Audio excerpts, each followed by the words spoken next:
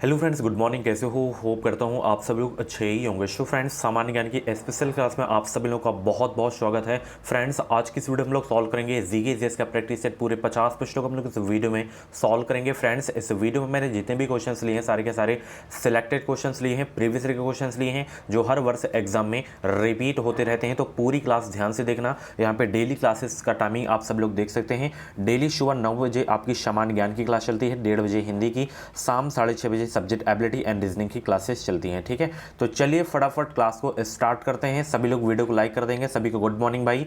अधिक से अधिक वीडियो को शेयर करें ताकि और सारे बच्चे हमारी क्लास में ज्वाइन हो जाएं और वो भी अपनी बिल्कुल फ्री में तैयारी कर सकें।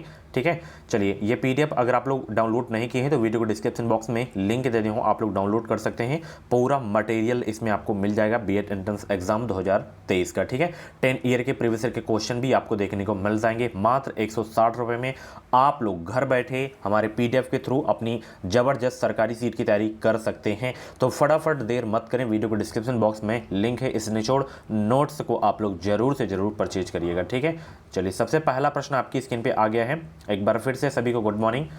फटाफट वीडियो को शेयर करो भाई, शेयर कर दो। चलिए पहला प्रश्न है, तंचोई कसीदाकारी का विकास कहाँ हुआ था? बताएंगे सब लोग। तंचोई कसीदाकारी का विकास कहाँ हुआ था? वाराणसी में या ढाका में या सूरत में या तंजावुर में? चलिए जवाब देंगे सब लोग। तंचोई कसीदाकारी का विकास कहाँ हुआ था?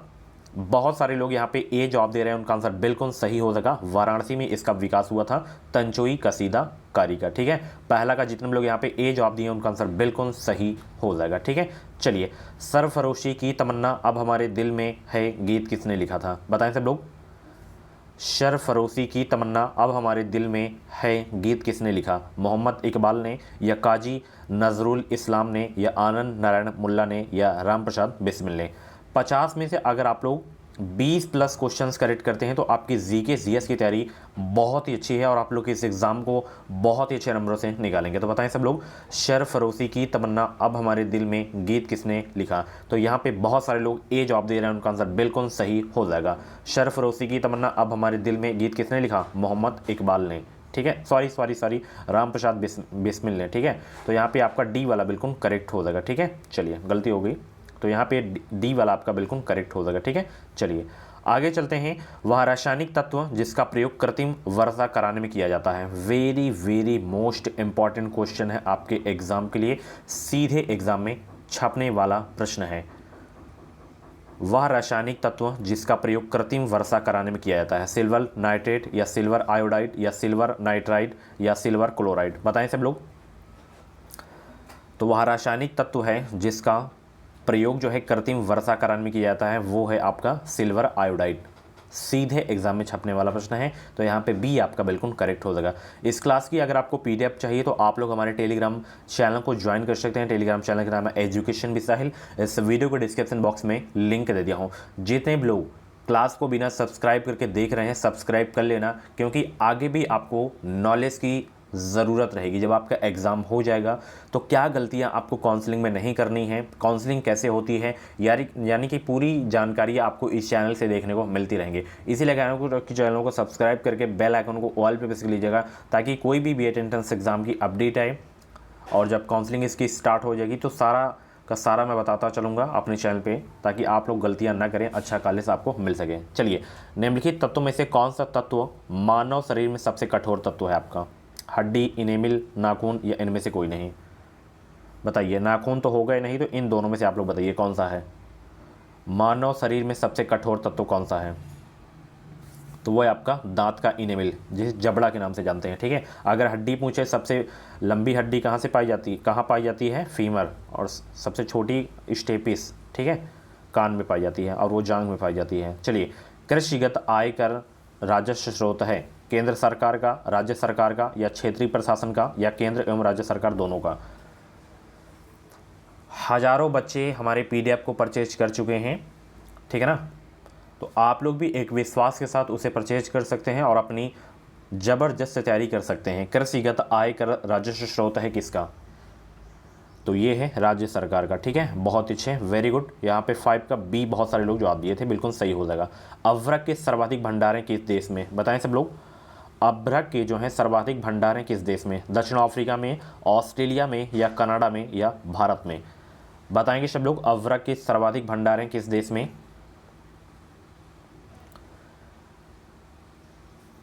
अभ्रक के सर्वाधिक भंडार हैं किस देश में?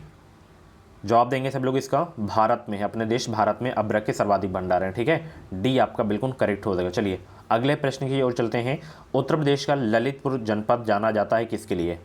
बताएंगे सब लोग, उत्तर प्रदेश का ललितपुर जनपद जाना जाता है किसके लिए? यूरेनियम भंडारों के लिए, या शक्कर उद्योग के लिए, या पुलिस प्रशिक्षण संस्थान के लिए, या इनमें से कोई नहीं?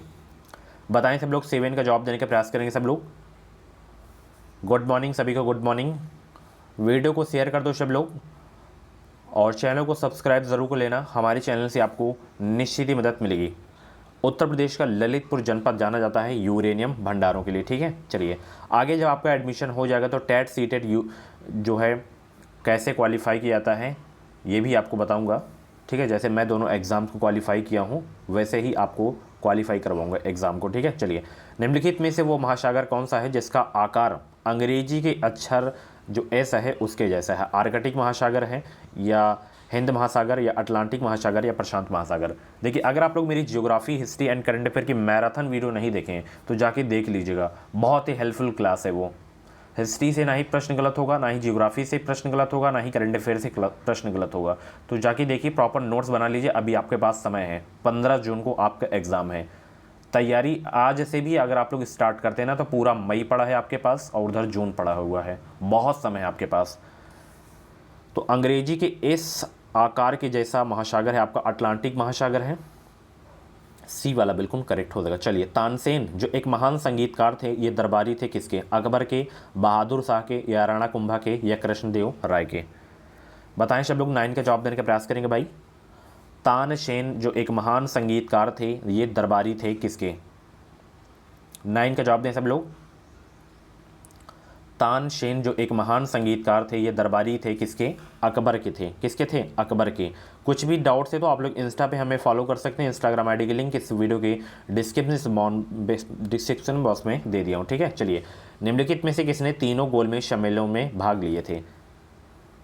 Doctor BR Ambedkar ji. ठीक है, ये जो है तीनों गोलमेज सम्मेलनों में भाग लिए थे। 10 का बी आपका बिल्कुल करेक्ट हो जाएगा। Very very most important question है आपके एग्जाम के लिए। आप लोग बताएं, महात्मा गांधी जी ये जो है किस गोलमेज सम्मेलन में भाग लिए थे? महात्मा गांधी जी, सभी लोग कमेंट बॉक्स में छापेंगे, सभी लोग छापेंगे। महात्मा गांधी किस गोलमेज सम्मेलन में भाग लिए थे?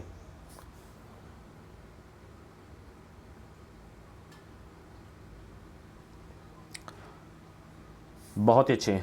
दूसरा जो गोलमेज सम्मेलन हुआ था, द्वितीय गोलमेज सम्मेलन, उसमें जो है महात्मा गांधी भाग लिए थे। ठीक है, तीनों पूछे तो डॉक्टर BR अम्बेडकर जी। चलिए अगले प्रश्न का जवाब देंगे 11 का, कि राष्ट्रीय शक्कर संस्थान कहाँ स्थापित किया गया है? कानपुर में, नई दिल्ली में, लखनऊ में, या गजरौला में?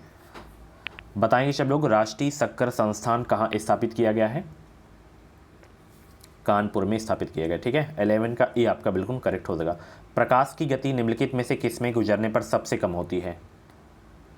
प्रकाश की गति निम्नलिखित में से किसमें गुजरने पर सबसे कम होती है?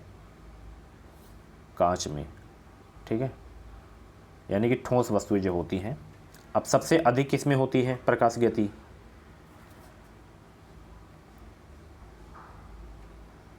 प्रकाश की गति जो है सबसे अधिक किसमें होती है?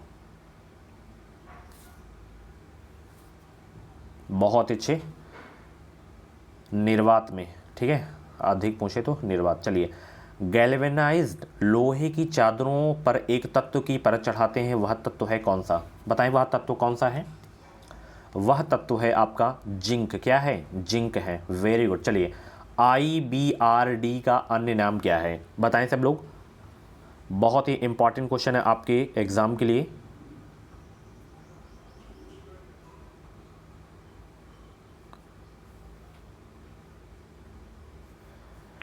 तो IBRD का अन्य नाम है विश्व बैंक, वर्ल्ड बैंक। आप लोगों से प्रश्न है, विश्व बैंक का मुख्यालय कहाँ पे है और इसकी स्थापना कब हुई? ये आपको कमेंट बॉक्स में छापना है। बताइए स्थापना कब हुई? तो इसकी स्थापना हुई थी 1945 में। कब हुई थी? 1945 में हुई थी। और इसका मुख्यालय कहाँ पे है? जेनेवा में है। अंतर्राष्ट्रीय संगठन से मैं बता दूं, एक प्रश्न आपके एग्जाम में ज़रूर से ज़रूर आएगा, ठीक है ना। जेनेवा में है। और WTO का भी मुख्यालय कहाँ पे है? सॉरी, मैंने सोचा WHO है ये, तो इसका वंशीगठन DC में है। WHO का है, ठीक है ना। WHO और WTO का मुख्यालय जेनेवा में है, ठीक है ना। इसका बताइए एशियन डेवलपमेंट बैंक का मुख्यालय कहाँ है? मनीला में है, ठीक है ना। चलिए आगे चलते हैं। इसके लिए सॉरी, यहाँ पे आपका वंशीगठन DC होगा ना, मैंने सोचा WHO है आपका, तो WHO WTO का आपका जो है जेनेवा में है, ठीक है। चलिए, किस गुप्त शासक ने विक्रमादित्य की उपाधि धारण की थी? 15 का जवाब देने का प्रयास करेंगे तो वो थे आपके चंद्रगुप्त द्वितीय। ये जो है विक्रमादित्य की उपाधि धारण किए थे। 15 का C आपका बिल्कुल करेक्ट हो जाएगा। भारतीय संविधान का वाक 4 जो है संबंध रखता है किससे? वेरी इंपॉर्टेंट क्वेश्चन है आपके एग्जाम के लिए, सीधे एग्जाम में छपने वाला प्रश्न है, तो नोट जरूर से जरूर आप लोग कर लेना। तो नीति निर्देशक तत्वों से संबंधित है आपका, ठीक है ना। चलिए बहुत अच्छे। निम्नलिखित यूरोपीय संघ के किस सदस्य देश ने यूरो मुद्रा को जो है नहीं अपनाया था? यूरो को? France, UK, Germany, Spain? तो वो देश है UK यानी कि ब्रिटेन। ये जो है यूरो मुद्रा को नहीं अपनाया था, ठीक है ना। चलिए 17 का B आपका बिल्कुल करेक्ट हो जाएगा। संयुक्त राष्ट्र सुरक्षा परिषद के स्थायी सदस्य हैं, टोटल 5 स्थायी सदस्य हैं, 10 आपके अस्थायी हैं। तो इसमें बताइए स्थायी सदस्य कौन कौन से हैं? फटाफट बताएंगे सब लोग। 18 का जवाब देने का प्रयास करेंगे। वीडियो को लाइक कर दो, जितने लोग क्लास को देख रहे हो फटाफट वीडियो को लाइक करो यार, बहुत ही कम लाइक है अभी, फटाफट वीडियो को लाइक करो। संयुक्त राष्ट्र सुरक्षा परिषद के स्थायी सदस्य हैं आपके USA, UK, फ्रांस, रूस, चीन, ये आपके हैं, नोट कर लेना आप लोग, ठीक है। चलिए, माई कंट्री माई लाइफ नामक पुस्तक के लेखक कौन है? बताएं सब लोग। माई कंट्री माई लाइफ नामक पुस्तक के लेखक कौन है? लाल कृष्ण आडवाणी या जसवंत सिंह या दिलीप कुमार या सुनील गावस्कर?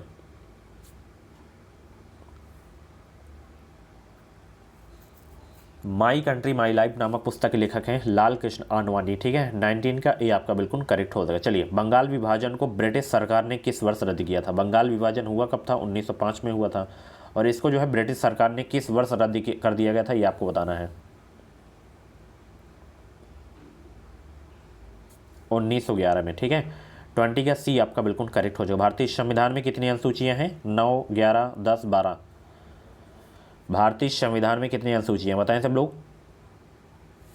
12 अनुसूचियाँ, ठीक है। चलिए, भारतीय संविधान अपनाया गया था कब? 26 जनवरी 1950 को, 26 जनवरी 1949 को, 26 नवंबर 1949 को, 31 दिसंबर 1949 को। बताएं भारतीय संविधान अपनाया गया था कब? 26 जनवरी 1950 को लागू किया गया था और 26 नवंबर 1949 को अपनाया गया था। तो यहाँ पे C वाला आपका बिल्कुल करेक्ट हो जाएगा, ठीक है। चलिए, एक न्यूक्लियर रिएक्टर में, इसीलिए 26 नवंबर को संविधान दिवस मनाया जाता है, ठीक है। चलिए, एक न्यूक्लियर रिएक्टर में निम्नलिखित में से एक ईंधन के रूप में प्रयोग किया जाता है किसका? कोयला का, रेडियम का, यूरेनियम का, डीजल का, किसका प्रयोग किया जाता है? बताएं सब लोग। यूरेनियम का प्रयोग किया जाता है, ठीक है ना। 23 का B आपका बिल्कुल करेक्ट हो जाएगा। अगला प्रश्न है, प्रथम मुस्लिम शासक जिसने मूल्य नियंत्रण प्रणाली आरंभ की थी? बहुत इंपॉर्टेंट क्वेश्चन है हिस्ट्री का, नोट कर लेना, सीधे एग्जाम में पूछता है ये प्रश्न। वह प्रथम मुस्लिम शासक था जिसने मूल्य नियंत्रण प्रणाली आरंभ की थी, तो वो था आपका अलाउद्दीन खिलजी। 24 का D आपका बिल्कुल करेक्ट हो जाएगा। भारत में पहली बोलती फिल्म थी कौन? भारत में पहली बोलती फिल्म थी कौन? राजा हरिश्चंद्र, चंडीदास, झांसी की रानी, आलम आरा में थी, ठीक है। चलिए, नीली क्रांति संबंधित है किससे? नीली क्रांति संबंधित है, बताएं किससे संबंधित है?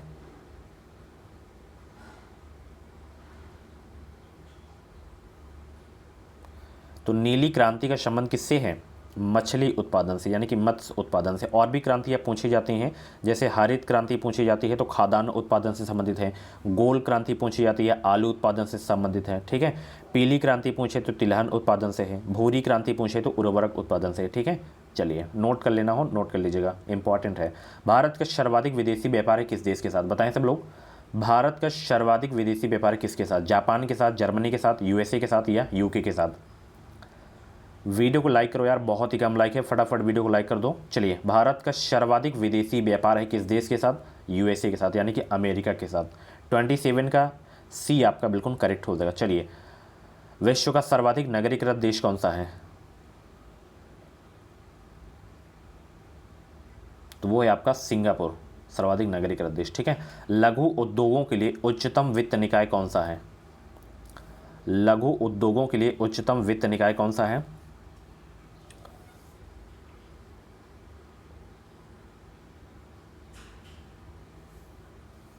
तो वो है आपका सिडबी। ठीक है।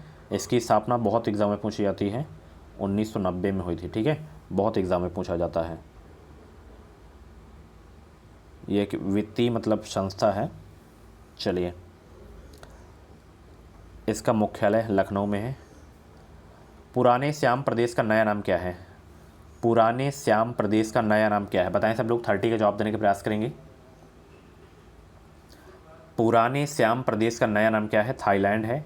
30 का बी आपका बिल्कुल करेक्ट हो जाएगा। चलिए, महान कवि अमीर खुसरो का जन्म स्थान कौन सा है, महान कवि अमीर खुसरो का जन्म स्थान है पटियाली, एटा, कानपुर, तेहरान या लाहौर। 31 का जवाब दें सब लोग भाई, बहुत अच्छे बहुत अच्छे।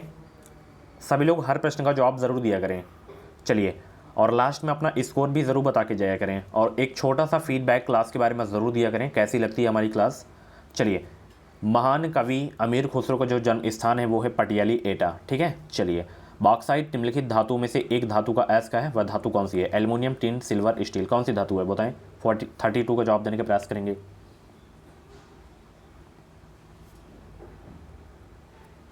तो बॉक्साइट एक जो है एल्युमिनियम का एस का है। ठीक है। चलिए, चौथी बौद्ध महासभा का आयोजन किसने किया था,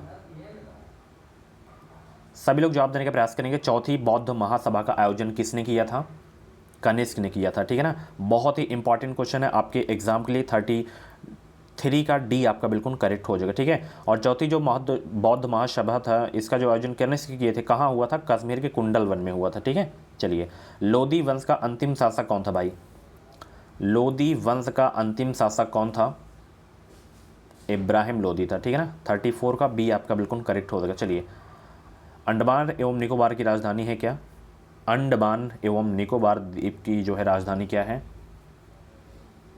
पोर्ट ब्लेयर है। ठीक है ना। चलिए, कोलकाता कहाँ की है, पश्चिम बंगाल की है। निम्नलिखित में से कौन इस बात का निर्णय करता है कि कोई विधेयक धन विधेयक है या नहीं, कौन ये निर्णय करता है, बताएं सब लोग।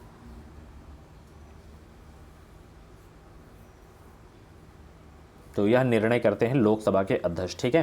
36 का बी आपका बिल्कुल करेक्ट हो जाएगा। चलिए, आगे चलते हैं। बार इकाई है किसकी, उष्मा की, ताप की, धारा की या वातावरणीय दाब की। बार जो है इकाई है किसकी,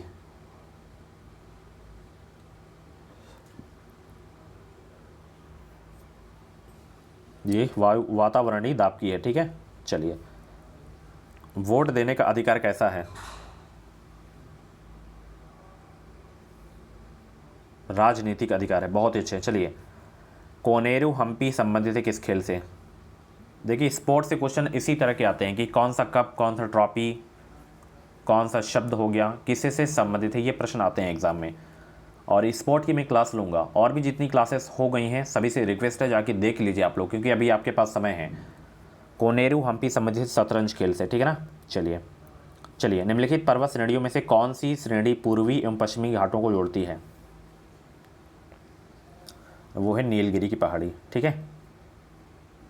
किस देश को यूरोप के कॉकपिट के नाम से जाना जाता है, किस देश को यूरोप के कॉकपिट के नाम से जाना जाता है, वो है बेल्जियम।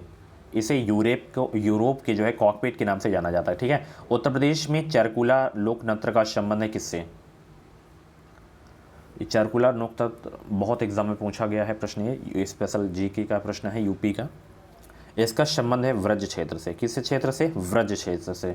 42 का बी आपका बिल्कुल करेक्ट हो जाएगा। उत्तर प्रदेश में निम्नलिखित में से कौन सा विश्वविद्यालय एक केंद्रीय विश्वविद्यालय है, ये आपका है इलाहाबाद विश्वविद्यालय जो कि प्रयागराज में है। कांग्रेस अधिवेशन लखनऊ 1916 की अध्यक्षता किसने की थी?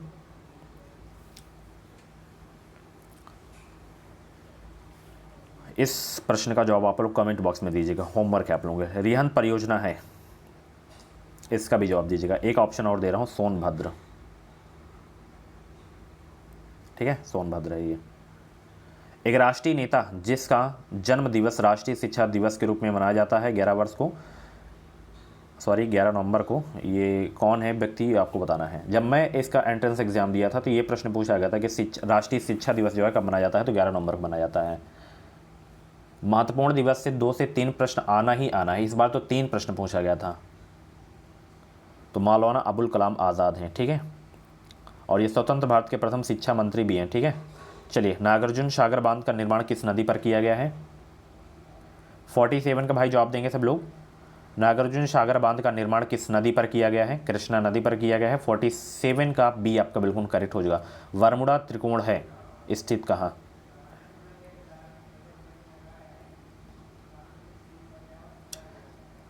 दो प्रश्न और बचे हैं, 3 प्रश्न और बचे हैं, फटाफट वीडियो को लाइक कर दो सब लोग।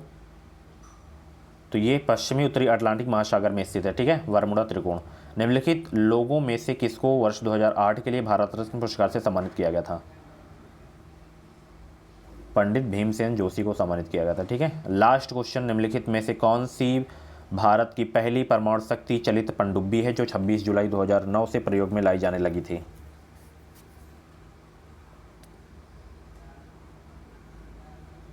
तो वो है INS अरिहंत, ठीक है। सो फ्रेंड्स, ये थे आपके जीके जीएस के टॉप 50 क्वेश्चंस। इन 50 क्वेश्चंस में से जितने भी क्वेश्चंस आपके करेक्ट हुए हों, कमेंट बॉक्स में नाम स्कोर अपना ज़रूर बताइएगा। और ऐसी ही डेली क्लासेस देखने के लिए एजुकेशन मिसाइल यूट्यूब चैनल को सब्सक्राइब करें। और अभी तक आप लोग क्रैश कोर्स को नहीं परचेज किए हैं तो परचेज कर लीजिएगा। वीडियो के डिस्क्रिप्शन बॉक्स में लिंक दे दिया हूँ। इससे सस्ता और इससे अच्छा कंटेंट आपको पूरे YouTube में ढूंढने को नहीं मिलेगा। तो वीडियो के डिस्क्रिप्शन बॉक्स में लिंक है, फटाफट परचेज करें। और आज की क्लास के बारे में एक छोटा सा फीडबैक ज़रूर देना, कमेंट ज़रूर करना, ठीक है, कैसी लगी क्लास, और अपना स्कोर भी ज़रूर बताइएगा, ठीक है। तो चलिए मिलते हैं अगली क्लास 1:30 बजे वाली में, हिंदी की क्लास में। Thank you so much, thanks for watching.